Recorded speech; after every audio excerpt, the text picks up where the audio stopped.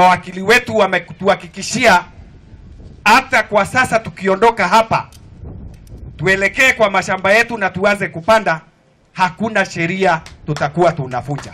Mvua ikinyesha, sisi tutakuwa tunapanda kwa mashamba yetu. Jambo la tatu na la muhimu,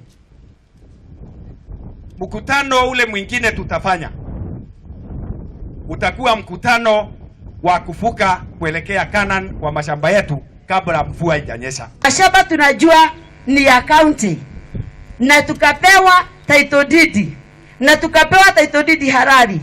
Wakaenda kotini tukawashinda, wakaenda siku ingine tukawashinda. Sijui ni kitu gani tunauliza ya kuenda Mwea, kwa sababu tumesimamiwa na katiba na inasema on Monday ama kesho nikienda kwa hiyo shamba yangu hakuna mtu anaweza niuliza.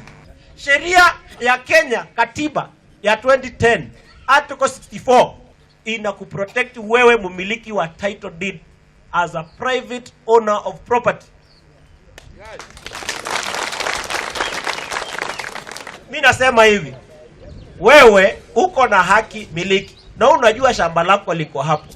Sasa mimi Kamunda kutoka 2011 to 2016 mimi nimefanya kazi yangu mkapata title deed.